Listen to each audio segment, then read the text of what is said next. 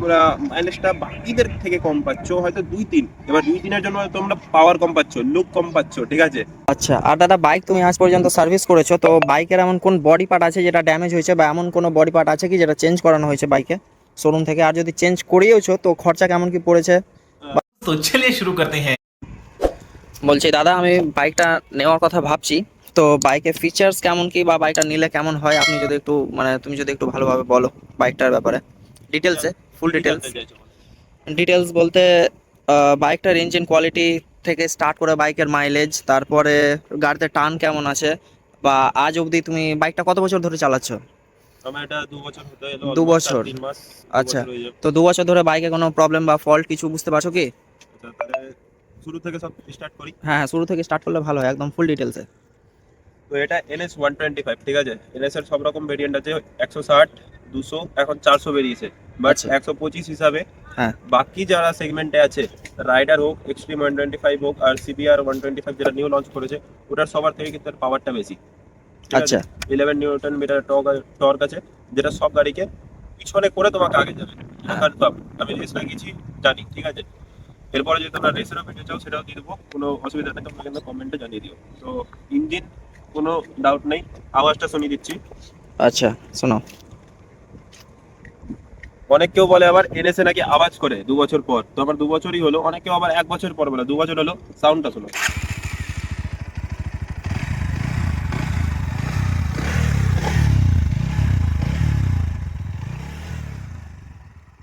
কোনো আওয়াজ মনে হয়েছে?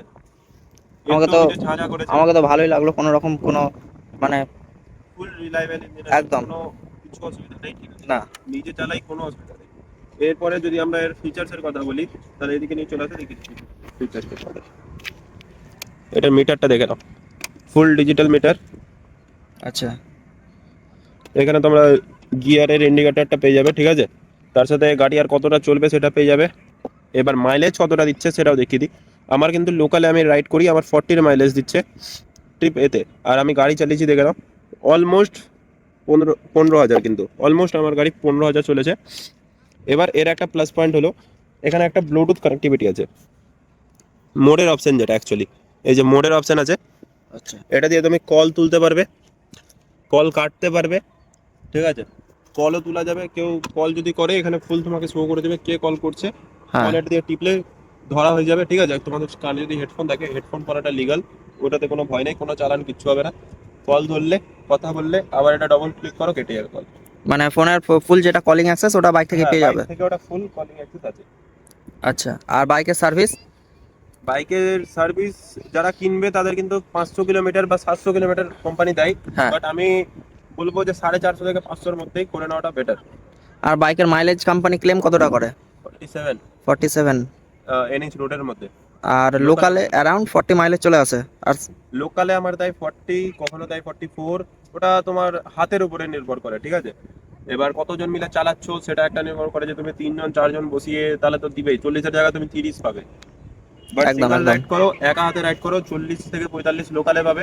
আর 47 NH বলছে কোম্পানি, বাট আমি নিজে 110-এ আমি লং রাইড গেছি, 110-এও আমি গাড়ি চালিয়েছি, তারপরেও কিন্তু আমি 52-এর মাইলেজ পেয়েছি। ওই জায়গায় যদি আমি 50-60 চালাতাম, তাহলে কিন্তু ওখানে আমি 55-এরও পেতে পারতাম, বাট আমাকে 52 আমি দেখেছি নিজের চোখে।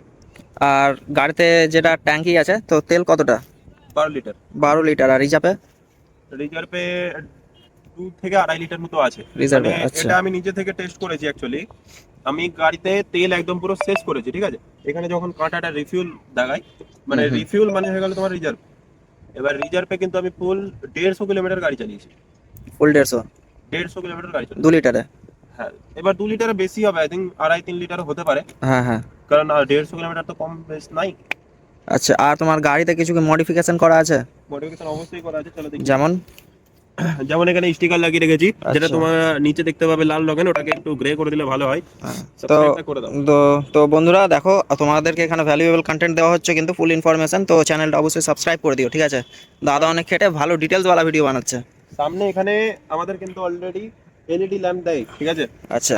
এটা কিন্তু LED সেটআপ, পুরো একটা স্টার দিয়ে দেখিয়ে দিচ্ছি আমি, ফুল LED এটা, ঠিক আছে। হ্যাঁ। তারপরে আমি এটা এক্সট্রা ফগ ল্যাম্প দিয়েছি লুকের জন্য। আর খুব যদি তোমরা জঙ্গলে যাও, মানে আমি যেমন লোকালে রাইড করি, ঠিক আছে, আমি যেমন লোকাল রাইড করি তো আমার দরকার পড়ে, আর আমার অ্যাকচুয়ালি হেলমেটের ভাইজারটা হচ্ছে কালো, তাই জন্য আমার হালকা একটু দরকার পড়ে, ওই জন্য আমি লাগিয়েছি। আর দেখতে কিন্তু বেশ ভালো লাগছে, চেক করে নাও, কমেন্টও জানিয়ে দিও কেমন লাগছে দেখতে। লুক দেখো গাইস, লুক দেখো বাইকটার। এটার সাথে আমি একটা ইন্ডিকেটরের অ্যাডাপ্টার লাগিয়েছি, ঠিক আছে, যেটা আমার 40 রকমের আইটেম আছে। এদিকে আসো, সামনে থেকে দেখে নাও। একবার চালালাম, অফ করছি, হ্যাঁ আবার চালাচ্ছি, দেখো চেঞ্জ হচ্ছে কিন্তু। আর এটা কিন্তু এলইডি ইন্ডিকেটর নাকি? এলইডি এলইডি আচ্ছা, কোম্পানি LED তোমাদেরকে দিবে হ্যালোজেন, বাট আমি এটা এক্সট্রা মার্কেট থেকে, মানে এর ভিতরে যে বাল্বটা হ্যাঁ, ওটা হ্যাঁ। কিন্তু আমি এলইডি লাগিয়েছি। পার পিস আমার 50 টাকা করে পড়ে যায়, সেটা কোনো ই নেই। ওটা তোমরা লাগাতে পারো বা নাও লাগাতে পারো, কিন্তু এটা তোমাদেরকে কোম্পানি হ্যালোজেন দিবে। আচ্ছা দাদা, এবার বাইকের ব্রেকিং সিস্টেমটা একটু আমাকে এক্সপ্লেন করো। ব্রেকিং আমার 2024 এর মডেল, গাড়িটা যখন বেড়ায় অ্যাকচুয়ালি তখনই নিয়েছি, ঠিক আছে। আচ্ছা তো আচ্ছা, তখন কিন্তু একদম নিউ লঞ্চ হওয়া মাত্রই। হ্যাঁ আমি 2 মাসে নিয়ে নিয়েছিলাম। তো আমার কিন্তু ওই টাইমে এবিএস ছিল না, বাট 2026-এ এবিএস সমেত এসছে গাড়ি। 2025-এ এসছে, বাট এখন 26-এ সামনে কিন্তু এবিএস আছে। আর আমি বলবো তোমাদেরকে 2026-এর আর 1 মাস পর বা 1.5 মাস পর আই থিঙ্ক নিউ লঞ্চ হচ্ছে। তো ওটার পিছনেও কিন্তু ডিস্ক ব্রেক দিচ্ছে, এখন কিন্তু ড্রাম ব্রেক আছে, তোমরা একবার দেখে নাও ব্রেকটা এদিকে।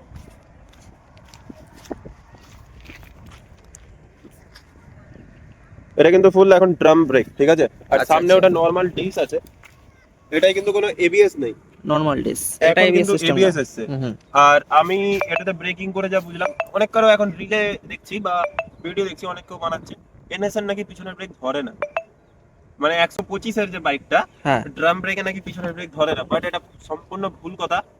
এটা ফুল ধরে কিন্তু, এটা ফুল বলতে আমি বলছি এটা ভুল বলেছে তোমাদেরকে যে বলেছে, ওরা নিজেদের খালি কন্টেন্টের জন্য এটা করা, এছাড়া আর কিছু না। বাট এটা কিন্তু ফুল ধরছে আমার। আমি তোমরা যদি বলো নেক্সট ভিডিও দাদা একটা ব্রেকিং এর বানাও, আমি কিন্তু একটা ব্রেকিং এর ভিডিও দিয়ে দেবো যে আমার গাড়ি কিন্তু এইভাবে ব্রেক ধরছে ফুল। কিন্তু আমি ওর ভিডিওটা পিছন ব্রেকের টপিকে হবে বা সামনের ব্রেকের, দুটো আমি কম্বিনেশন বানিয়ে দেবো।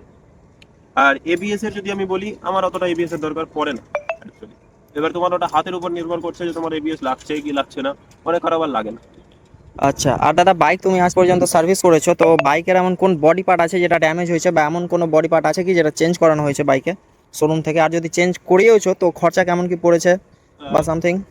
আমার যেটা ফার্স্ট সার্ভিস হয়েছিল আমি করেছিলাম 450 কিলোমিটারে।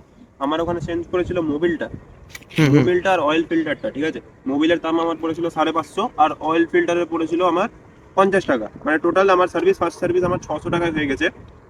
তারপর থেকে যে আমি সার্ভিসটা করাচ্ছি 1000 টাকা, 1100 টাকা, 1300 টাকা।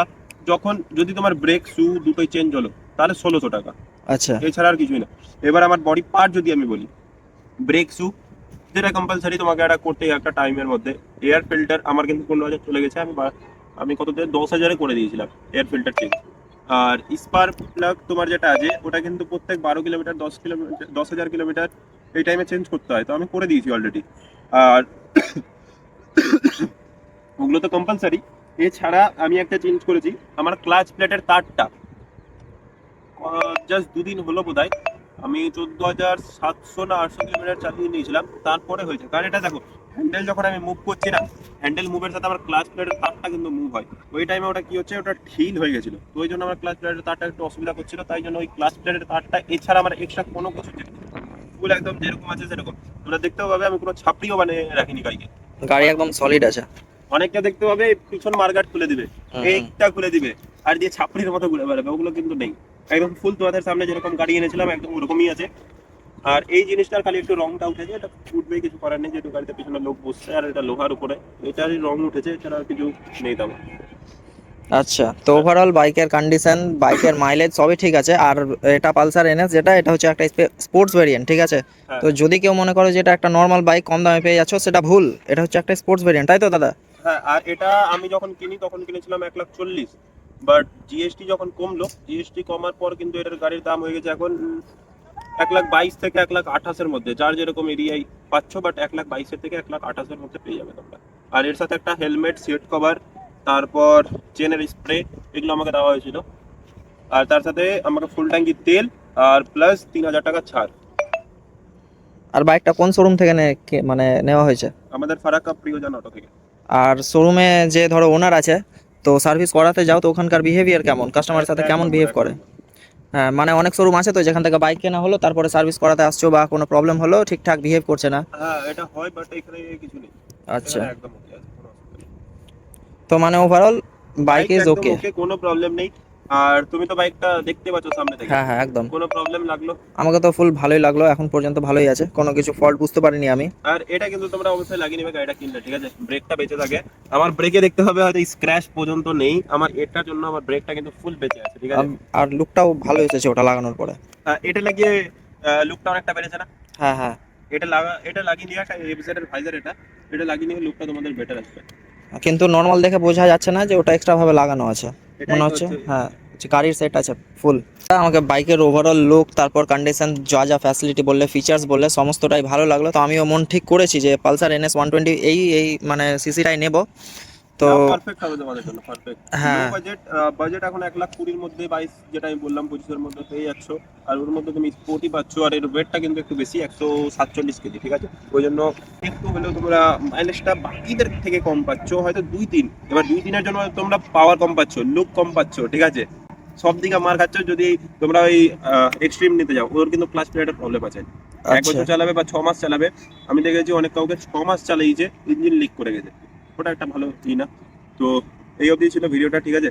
আর এরপরে যদি তোমরা কোনো বাইকের সাথে তোমরা দেখতে চাও, সেটা আমাকে বলিও যে দাদা আমরা এক্সট্রিমের সাথে তোমরা ভার্সেস দেখতে চাই, কোনো বাইকের সাথে ভার্সেস দেখতে চাই, সেটারও ভিডিও আসবে। যদি ভালো থেকে থাকে তাহলে লাইক করে দিও, আর সাবস্ক্রাইব করতে বলবে না। টাটা।